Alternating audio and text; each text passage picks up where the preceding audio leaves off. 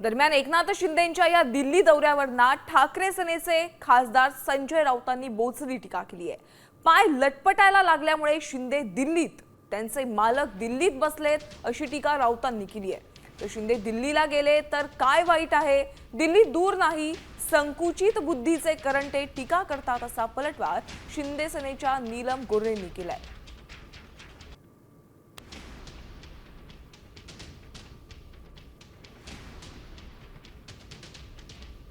जेव्हा जेव्हा सुप्रीम कोर्टामध्ये पक्ष आणि चिन्ह कोणाचा ह्यावर सुनावणीची तारीख जवळ येते तेव्हा ह्यांचे पाय लटपटतात आणि हे दिल्लीत जातात।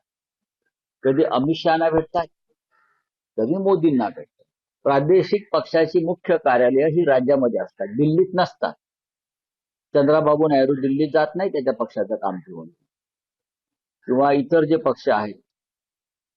आता यांचे मालक दिल्लीमध्ये असल्यामुळे त्यांना जावं लागतं। आपल्याकडे एक वाक्य आहे, दिल्ली बहुत दूर नाही आहे। दिल्ली म्हणजे काय, महाराष्ट्र आणि दिल्ली यांचं चांगल्या प्रकारचं नातं आहे आणि त्याच्यामुळे बाजीराव पेशवे जर का पानिपतपासून दिल्लीमध्ये जाऊन त्यांनी कालकाजीला नमस्कार केला होता, तर आमचे शिंदे साहेब किंवा फडणवीस दिल्लीला गेले तर त्याच्या चुकीचं काही नाही आहे। काही अत्यंत संकुचित बुद्धी असणारे काही जे करंटे आहेत त्या लोकांना फक्त त्याच्याबद्दलचं वाईट वाटतं, तिथे जाऊन ते कोणाचे नागदुऱ्या काढत असतात।